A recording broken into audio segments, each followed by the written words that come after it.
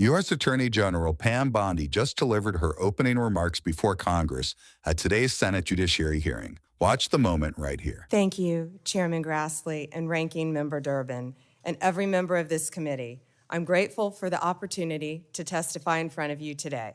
First, please join me in remembering, as you said, Chairman Grassley, all the Jewish people who lost their lives in the October 7th attacks 2 years ago today. Also, please let's pray for all the hostages and the families of all of those individuals.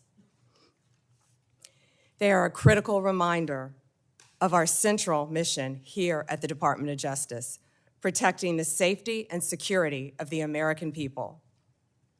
That is why, even when the government is otherwise shut down because of the Democrats, the department's law enforcement officers and prosecutors are hard at work fighting crime, keeping our streets safe, and protecting you from the threats, foreign and domestic. When I was confirmed as the 87th Attorney General of the United States, I took office with two main goals: to end the weaponization of justice and return the department to its core mission of fighting violent crime.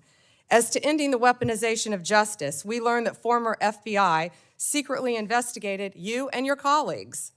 Why? They wanted to take President Trump off the playing field. They were playing politics with law enforcement powers and will go down as a historic betrayal of public trust. This is the kind of conduct that shatters the American people's faith in our law enforcement system. We will work to earn that back every single day. We are returning to our core mission of fighting real crime. While there is more work to do, I believe in 8 short months, we have made tremendous progress towards those ends. Our federal surges in Washington, D.C. and Memphis are a perfect example of how the Department of Justice should operate. We created strong partnerships with local leadership, working hand in hand with both cities to send resources where they were needed most. The results speak for themselves. We have made more than 3,800 arrests here in Washington while seizing more than 365 illegal guns. In Memphis, we have already made more than 300 arrests and close to 80 illegal guns in just a week. We are replicating that tough-on-crime approach throughout this country. Under the leadership of Director Kash Patel, the FBI is doing outstanding investigative work to keep American people safe.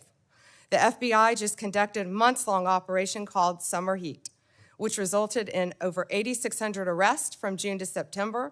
More than 6,500 arrests fell under the FBI's violent crime and gang program.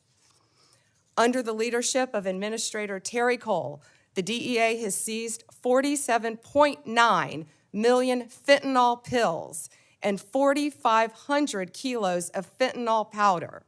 That represents 370 million deadly doses. 370 million. The DEA is dismantling violent cartel drug trafficking networks across this country, including the seizure of nearly 470 million in criminal assets. Under the leadership of Gadi Saralta, our U.S. Marshals have been the tip of the spear on federal surges and protecting judges and elected officials. Our Marshals have arrested more than 51,000 fugitives nationwide since January 20th. Under the leadership of Acting Director Dan Driscoll, ATF has taken more than 23,000 illegal guns off our streets. 3,400 of those guns have been linked to trafficking between the U.S. and Mexico. My attorneys have done incredible work advancing President Trump's agenda and protecting the executive branch from judicial overreach. We've been sued more than 400 times since January 20th.